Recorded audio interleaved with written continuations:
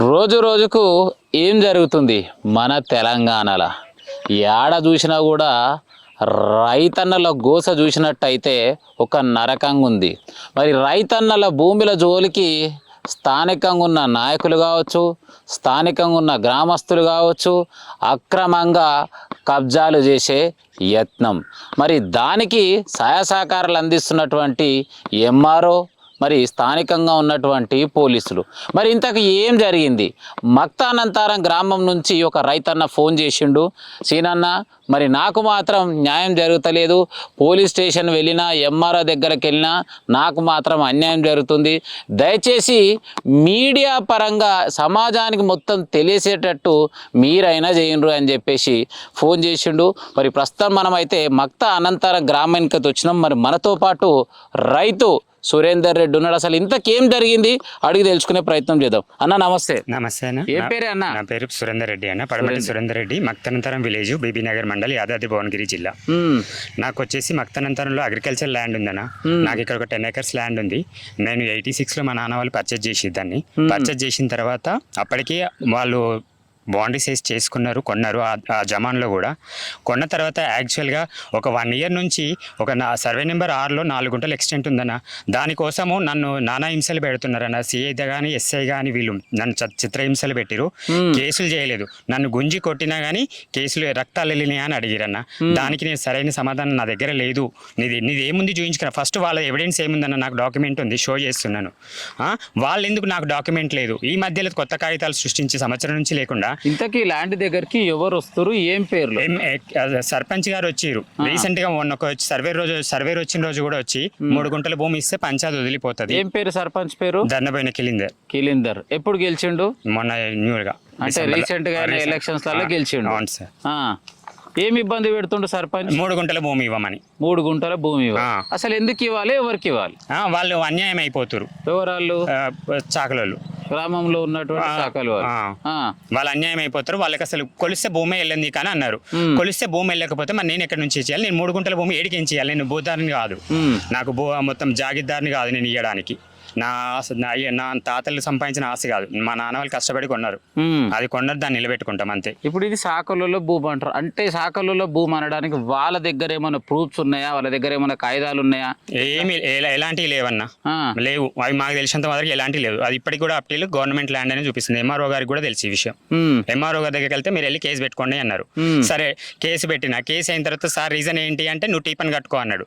టీపన్ కట్టుకున్నాక survey గారు కూడా వచ్చారు.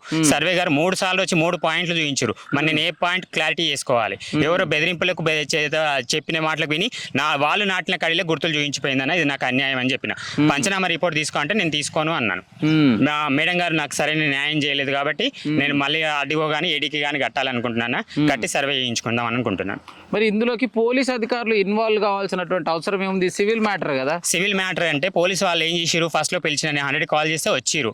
వచ్చినప్పుడు తీసుకెళ్ళి స్టేషన్ లో మాట్లాడారు. సరే సర్వే కట్టుకో బాబు అన్నాడు. కట్టుకున్నాను. కట్టిన తర్వాత కూడా వాళ్ళు ఇష్టం వచ్చినప్పుడు కట్టమంటే నాకు మా రిలేటివ్ ఎవరో చనిపోయారన్నా, చనిపోతే నాకు వీలు కాలేదు. సరే తర్వాత కట్టుకున్నాను. ఇప్పటికి కూడా నాకు అన్యాయం చేస్తే ఇప్పటికి కూడా వాళ్ళు నాకు సరైన న్యాయం చేయలేదు. కేసులు అయినాయి. కేసు అయిన వరకు ఇంతవరకు అది ఛార్జ్ షీట్ చేయలేదు. నాది ఆఫ్టర్ డేట్ ఎంత? ఏ తారీఖు రోజు పెట్టారు కంప్లీట్ మీరు? నేను 20కి మార్చిలో ఇచ్చిన, లాస్ట్ ఇయర్ మార్చిలో ఇచ్చిన. ఏప్రిల్ 6కి వెళ్ళిన. 6కి వెళ్తే నాకు 37th 25 కేసు అయింది. ఇప్పటి వరకు ఇది కోర్టుకు పంపలేదు. అంటే మార్చిలో ఒకసారి ఫైటింగ్ అయితే మీరు కంప్లైంట్ పెడితే, సో కంప్లీట్ చేసింది ఎప్పుడు? 30 తారీఖు 7వ నెల 2025లో కేసు ఫైల్ చేసిండు, ఎఫ్ఐఆర్ చేసిండు. ఇంతవరకు ఛార్జ్ షీట్ చేయలేదు. సెక్షన్లు వచ్చేసి 329(3), 324(4), 351(2), 352 RBW, 3/BNS. సో ఒక్కసారి దీని విషయం మీద మరి సిఐ గారిని కూడా అడిగి తెలుసుకునే ప్రయత్నం చేద్దాం. ఇంతకు మరి మరి సిఐ దృష్టికి వచ్చిందా రాలేదనే ప్రశ్న కూడా మరి ఎదురవుతుంది కదా. ఒక్కసారి సిఐని అడిగి తెలుసుకునే ప్రయత్నం చేద్దాం.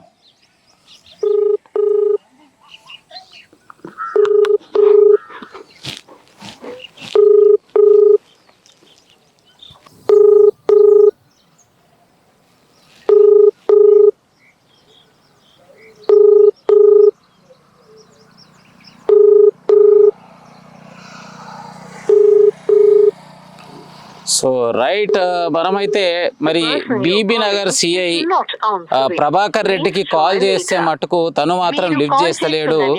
మరి ఏదేమైనా కూడా తెలంగాణ పోలీసుల పనితనం ఎట్లుందంటే దొంగలు పడ్డ 6 నెలల కుక్కలు మురిగినట్టు మరి 3 సార్లు రింగింగ్ అయినా కూడా ఇప్పటి వరకు రిప్లై మాత్రం లేదు. మరి ఏదేమైనా కూడా ఈ గ్రామ సర్పంచ్ అయినటువంటి కిలిందర్ని కూడా ఒక 2 ముచ్చట్లు అడిగి తెలుసుకునే ప్రయత్నం చేద్దాం, ఇంతకు ఏమైంది ఏందనే అంశం పైన. మీరు డయల్ చేసిన నంబర్ ప్రస్తుతం బిజీగా ఉంది లేదా ఈ సమయంలో అందుబాటులో లేదు. దయచేసి తర్వాత ప్రయత్నించండి. आपके द्वारा डायल किया गया नंबर अभी व्यस्त है या इस समय उपलब्ध नहीं है. कृपया. సో సర్పంచ్కి కూడా కాల్ చేసినా కూడా మరి ఎలాంటి సమాధానం మాత్రం లేదు. సో ఏది ఏమైనా కూడా కాంగ్రెస్ ప్రభుత్వం వచ్చినాక రైతులకు అనేది న్యాయం జరుగుతలేదని చెప్పేసి ఖచ్చితంగా మనం అయితే క్లారిఫై అయింది. ఎందు గురించి అంటే మరి ఒక సిఐ కావచ్చు, ఒక సర్పంచ్ కావచ్చు, ఈ విధంగా కాల్ చేస్తే కూడా రెస్పాన్స్ లేకపోవడం బాధాకరం. సో అదేవిధంగా మరి ఎంఆర్ఓకి ఒకసారి కూడా ట్రై చేద్దాం. మరి ఎంఆర్ఓ ఏం చెప్తాడు ఇంతకు.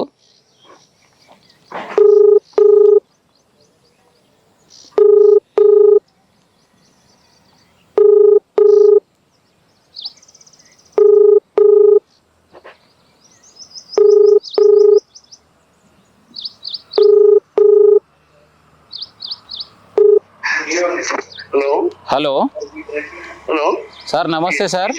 నమస్తే అండి. నా పేరు జర్నలిస్ట్ గొంగడి సీనన్న. చెప్పండి చెప్పండి. నేను మక్త అనంతారం గ్రామం నుంచి రైతు సురేందర్ రెడ్డి దగ్గరకు వచ్చినండి. సో ఈ ల్యాండ్కి సంబంధించి నాకు అన్యాయం జరిగింది అంటున్నాడు. ఇంతకు ఇష్యూ ఏందో కొంచెం క్లియర్గా చెప్పగలుగుతారా? నాకెలా తెలుస్తుంది? నా సర్వే నెంబరు, ఆ పట్టదారు వచ్చి అప్లికేషన్ పెండింగ్ ఉంటే తర్వాత తెలుస్తుంది, కానీ ఇప్పుడు ఫోన్ నడిచి చెప్పలేము కదా.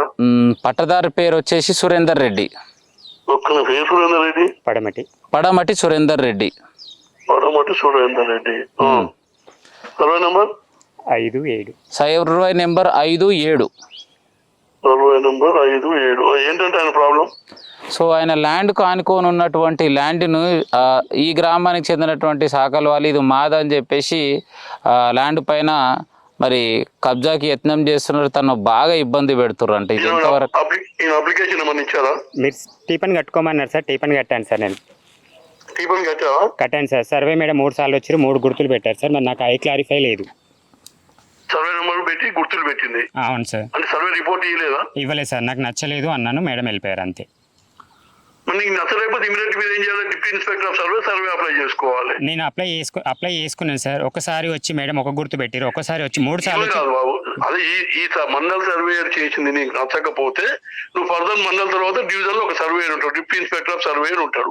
ఒక గుర్తులు పెట్టిన ఒక గుర్తు కంటే అవి ఇష్టం వచ్చిన కాదు కాదు, నక్ష ప్రకారం మ్యాప్ ప్రకారం పెడతారు అక్కడ సర్వే చేస్తే. దాని మీద నీకు నచ్చకపోతే immediately RDO officer deputy inspector of surveyor ఉంటారు, వచ్చి అక్కడ ఒక అప్లికేషన్ పెట్టండి.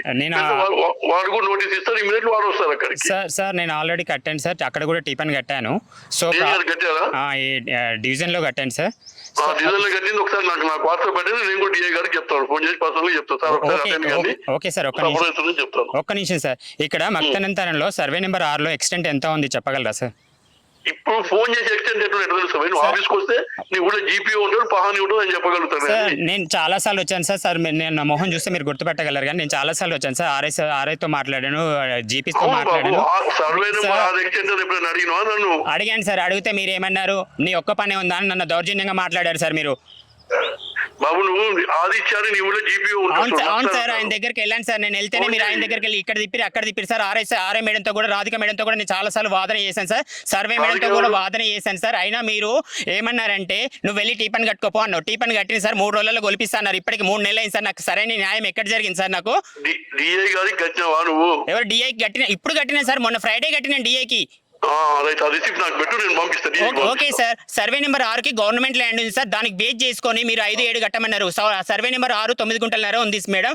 అది బౌండరీ చేసిందంటే నాకు 6 నెంబర్కి సర్వే కట్టలే కదా అన్నారు మేడం. సర్వే గవర్నమెంట్ ల్యాండ్కి నేను కట్టాల్సిన అవసరం లేదు.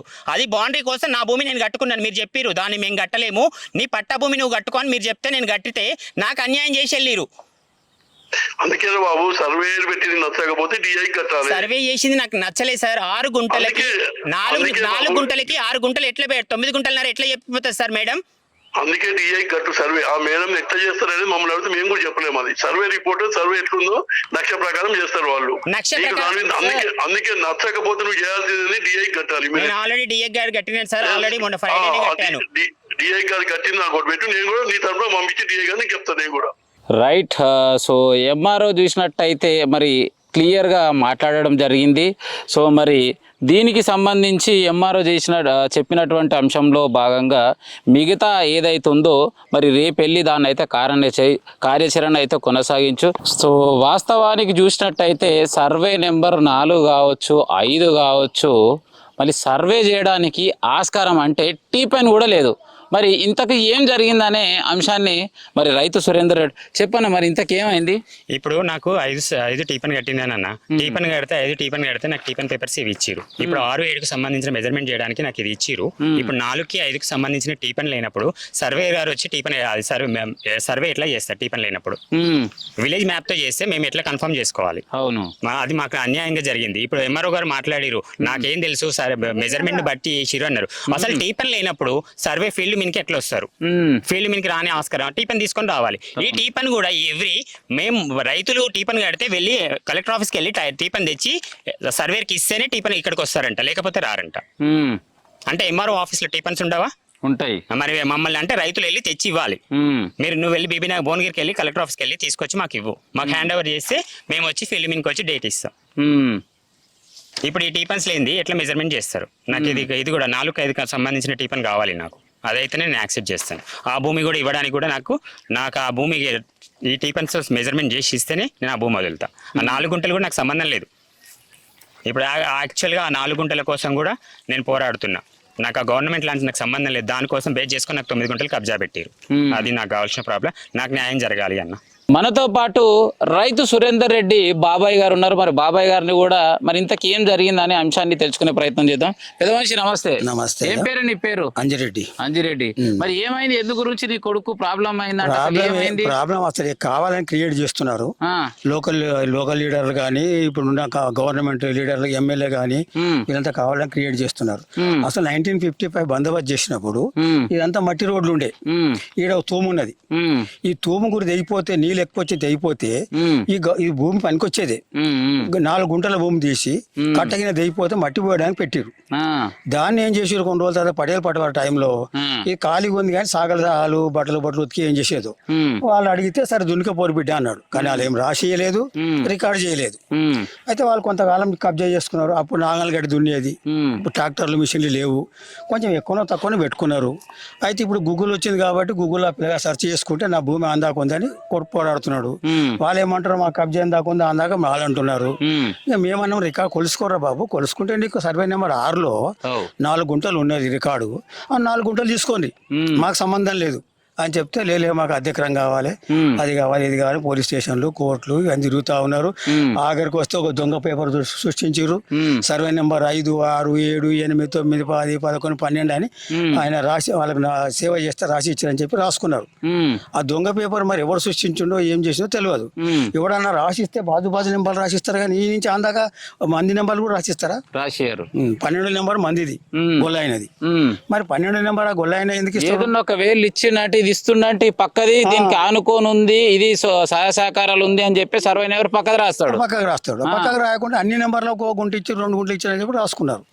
రాసుకొని ఇప్పుడు ఇబ్బంది పెడుతున్నారు. ఇప్పుడు ఆ అబ్బాయి ఏమంటాడు అంటే నాకు సర్వే ప్రకారంగా అలా 4 గుంటలు తీసుకొని నా మిగతా భూమి నాకు ఇచ్చేయమని పోరాడుతున్నాడు. అది జరిగిన కథ.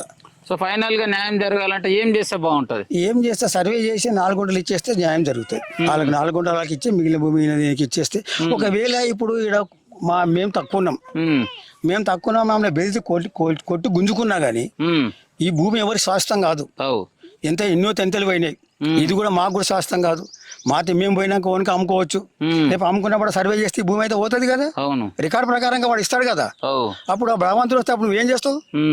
ఇచ్చిపెట్టవలసిందే కదా. అందుకే మేము ఏం చెప్తున్నాం అంటే సర్వే ప్రకారంగా, రికార్డు ప్రకారంగా నీది నువ్వు తీసుకో, మాది మాకు ఇచ్చిపెట్టు. ఈ భూమి ఎవరైతే అమ్మినరో ఇప్పుడు కాగితం రాసిచ్చుండు అని ఒకటి క్రియేట్ చేసిరు కదా, ఆ క్రియేట్ చేసిన భూమి మాకు అమ్మలే. ఆయన ఇష్టసారికి వాళ్ళ పాలు వాళ్ళకి అమ్ముకున్నాడు. ఆ పాలు ఆయన కొన్ని సంవత్సరాలు చేసి ఆయన మాకు అమ్ముకున్నాడు. మాకు అమ్మిన ఆయన ఏం కాగితం రాసియలే. మాకు రిజిస్ట్రేషన్ డాక్యుమెంట్ ఉన్నాయి, ఆయనకు రిజిస్టర్ చేసిన వాళ్ళ పాలు ఆ డాక్యుమెంట్లు ఉన్నాయి. ఇవన్నీ ఉన్నాక కూడా ఇప్పుడు మాకు రాసిచ్చిండు సయ్యద్లాల్ అంటే సయ్యద్లాల్ 77 చచ్చిపోతే 86 లీటర్ రాసిస్తాడు. అది కరెక్టేనా? 76 చచ్చిపోయిన ఆయన 86 రాసిచ్చిన కాగితాలు క్రియేట్ చేసిండు. అది కరెక్టేనా? వీళ్ళకు న్యాయం జరగాలంటే వాళ్ళకి శిక్ష పడాలి. ఊర్లో ఇలాంటి దొంగ కాగితాలు పుట్టకుండా కావాలంటే శిక్ష పడాలి. శిక్ష పడితేనే ఈ న్యాయం మళ్ళీ ఇంకొకరికి అన్యాయం జరగదు.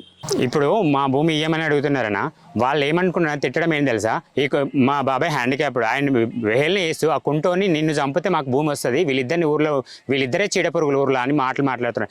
ఏ ధైర్యంతో మాట్లాడుతున్నాం? వాళ్ళ డాక్యుమెంట్ షో చేయమని ఫస్ట్ డాక్యుమెంట్ షో చేసిన తర్వాతనే మేము భూమి వాళ్ళ ఆ 4 గుంటలకైనా డాక్యుమెంట్ షో చేస్తేనే ఇక్కడికి రావాలి వాళ్ళు. సో ఫైనల్గా మరి నీకు ఏం న్యాయం కావాలనుకుంటున్నావు? నేను ఇబ్బంది పెడుతున్నావు ఎవరిగా? నాకు ఇబ్బంది పెడుతున్న ఎవరు గ్రామస్తులు. మెయిన్ థింగ్ సర్పంచ్ అసిస్టెంట్ ఒక అతను ఉన్నాడు. అతను ఎమ్మెల్యే కూడా ఇన్వాల్వ్మెంట్ అయ్యిండు అన్న. ఇక్కడికి వచ్చి చెప్పిండు మీ పని మీరు చేసుకోండి అన్నారు. నన్ను కేసులు పెట్టుకోమని ఎమ్మెల్యే కూడా సీఏ నన్ను మీట్ చేస్తే నువ్వు కేసు పెట్టుకోపోండి నీకు డాక్యుమెంట్ ఉందని నాకు చెప్పిండు. నెక్స్ట్ డేనే మళ్ళీ ఇక్కడ వర్క్ స్టార్ట్ చేయించిండు ఎమ్మెల్యే గారు కూడా. ఏ పేరు ఎమ్మెల్యే పేరు? కుంభం అనిల్ కుమార్ రెడ్డి, భువనగిరి ఎమ్మెల్యే. కుమార్ రెడ్డి ఆయన వచ్చి కూడా ఫిలిమిన్కి ఇక్కడికి వచ్చి చెప్పిండు. ఇది ఎంతవరకు న్యాయం? అసలు ఒకరు లాగి ఒకరు గుంజిస్తారా? ఎమ్మెల్యే అయితే ఎంత మాత్రమే ఎమ్మెల్యే అయితే ఒకరిది లాగి ఒకరు గుంజిస్తారా? ఉంటే 100 ఎకరాలు ఉంటే ఆయనది గుంజించుకోండి. సరే ఊర్లో ఎవరైనా అడిగితే వాళ్ళది కూడా వాళ్ళకి గుంజించుకోండి, నాకు సంబంధం లేదు, నేను ఇవ్వను. సో ఈ భూమి మాత్రం ఎవరికి సార్ నాకు కబ్జా ఉన్నంత వరకు నేను పెట్టుకుంటాను.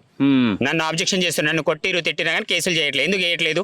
సివిల్ నేచర్లో ఇన్వాల్వ్మెంట్ లేదు. మరి వాళ్ళకి ఏం న్యాయం? వాళ్ళ దగ్గర ఏముంది? ఏ డాక్యుమెంట్ ఉందని మీరు కేసు చేయకుండా అనుకుంటున్నారు, ఎస్ఐ కానీ సిఐ కానీ. సో రైట్, ఏదేమైనా కూడా తన పైన దాడి చేసినా కూడా పోలీస్ స్టేషన్లో కంప్లైంట్ పెడితే ఇప్పటి వరకు వాళ్ళ పైన కేసులు ఫైల్ చేసిరు కానీ యాక్షన్ మాత్రం ఎలాంటిది లేదు. సో నామమాత్రపు కేసులు ఫైల్ చేసిర్దో ఇట్లా క్లియర్గా చూసినట్టయితే దీంట్లో స్థానికంగా ఉన్నటువంటి సిఐ ఎస్ఐ అమ్ముడు పోయిర్రు అని చెప్పేసి క్లియర్ మాత్రం చెప్పొచ్చు. సో ఏది ఏమైనా కూడా రైతు సురేందర్ రెడ్డికి న్యాయం జరిగే వరకు ఈ జర్నలిస్ట్ గొంగడి సీనన్న వెంబడే ఉంటాడు. మరి ఎంతవరకు పోయినా పర్లేదు, మరి తనకు న్యాయం జరిగే వరకు పోరాటం చేస్తూనే ఉంటాం. కెమెరామెన్ సాయితో మీ జర్నలిస్ట్ గొంగడి సీనన్న ఉంటాం. మళ్ళీగా